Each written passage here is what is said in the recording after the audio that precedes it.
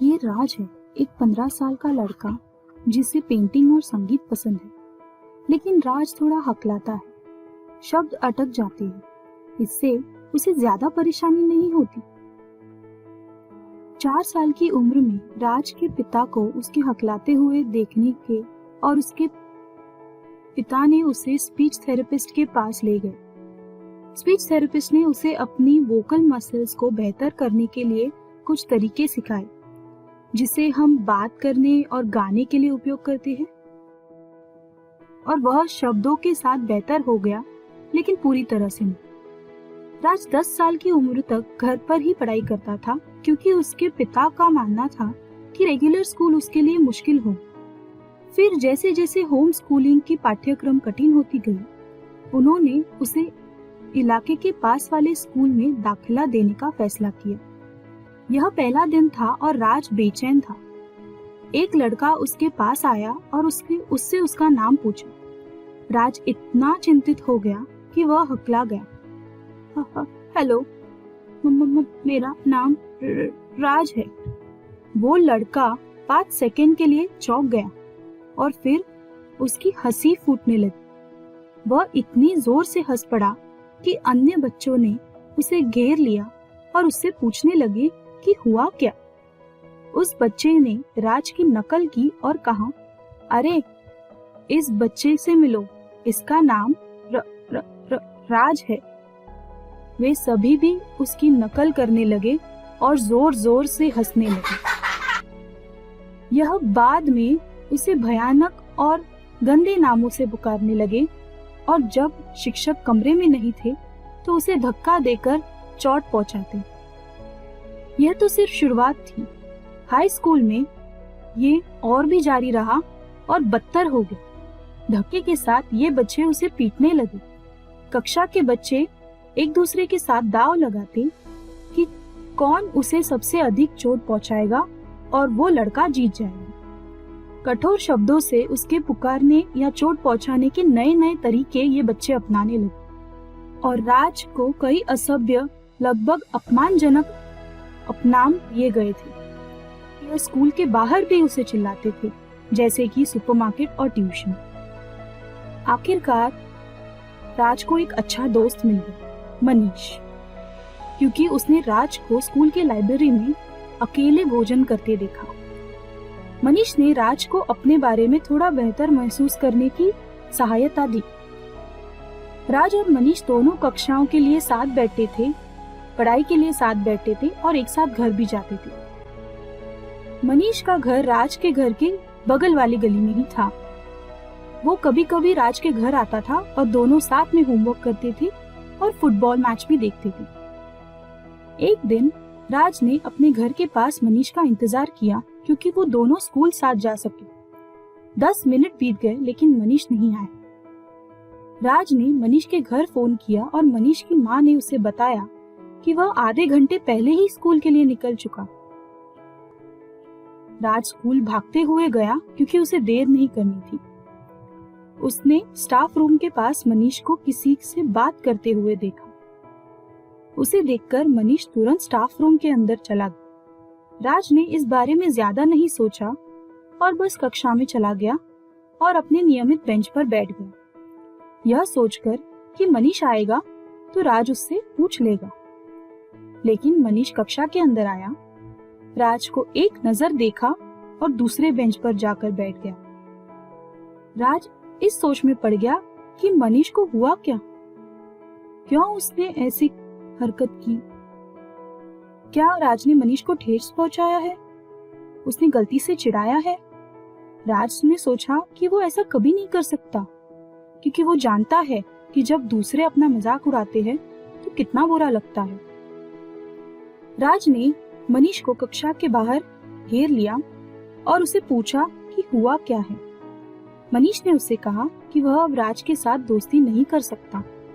राज ने पूछा क्यों, और मनीष ने कहा कि एक लड़की ने कल उसे पूछा था, तुम उस अजीब से लड़के के दोस्त तो नहीं हो ना? मनीष ने ना कहा, जबकि वो राज का दोस्त था।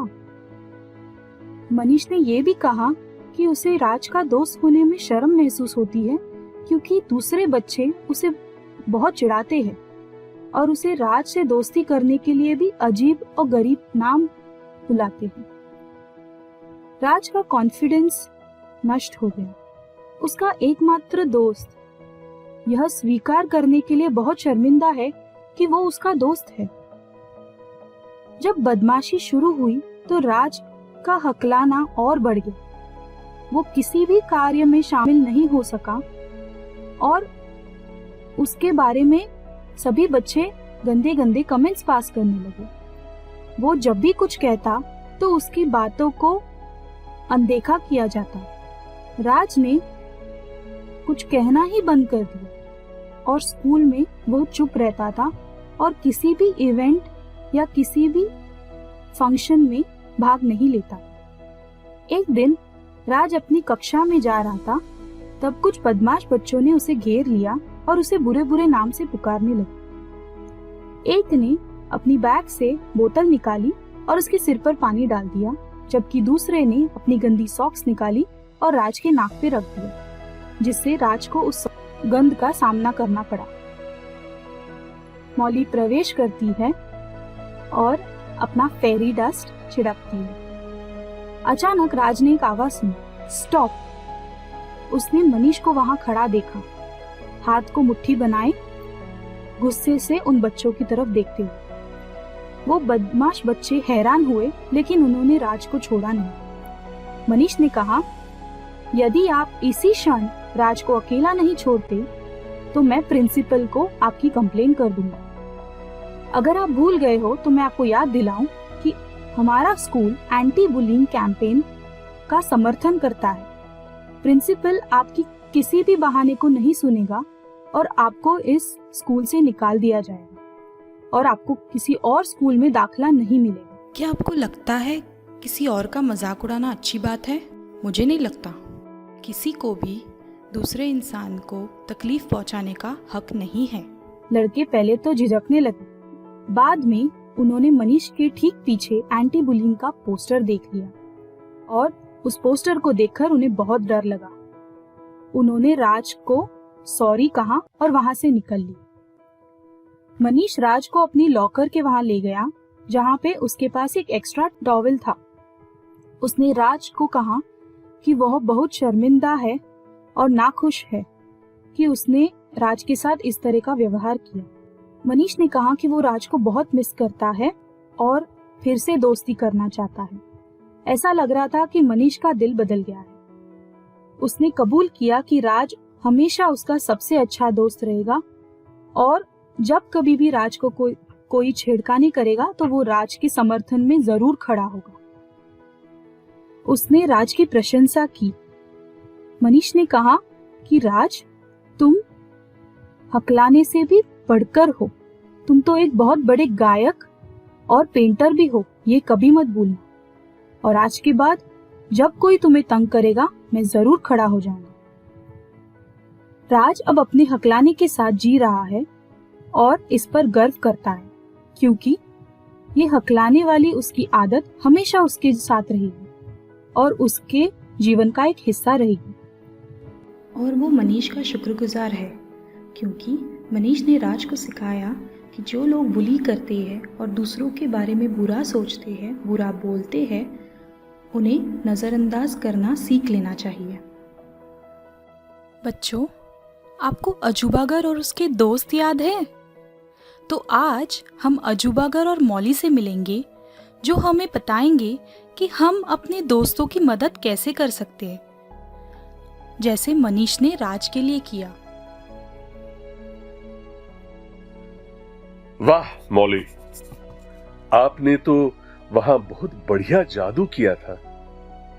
मनीष सच में राज के समर्थन में खड़ा हो गया।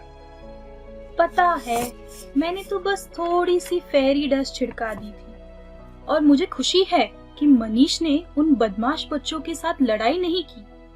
इससे उसकी साहसी और हिम्मत होने का दर्शाता है। हाँ मौली, हिम्मत। इन बुलीज का सामना करने के लिए साहस होना चाहिए और जिस व्यक्ति को तंग किया जाता है उसका असली दोस्त होने के लिए और भी अधिक साहस चाहिए। मनीष ने जो किया वो बहुत बहादुर था। बच्चों, यदि आप कभी किसी को बुली होते हुए देखते हैं तो कृपया उनके लिए उन बुलीज का सामना करें, क्योंकि कभी कभी जिससे लोग बुली करते हैं वो बुलियों का सामना करने में सक्षम नहीं है, लेकिन आप कर सकते हैं। इससे सच्ची दोस्ती कही जाती है और मनीष ने यही किया। मुझे यकीन है कि राज को अपने दोस्त पर कितना गर्व महसूस हो रहा होगा। और बच्चों, आपने देखा, अंत में मनीष की ताकत और साहस ने राज को खुद के लिए भी खड़े होने की प्रेरणा दी। और अब जब उसने अपने डर पर काबू पा लिया तो वो पहले से बेहतर जीवन जी रहा है। और हाँ बच्चों, याद रखिए, बदमाशी आपको हीरो या अच्छा इंसान नहीं बनाती। बुलिंग को रोको। आओ मिलकर हाथ बढ़ाएं, दुनिया को बुलिंग फ्री बनाएं।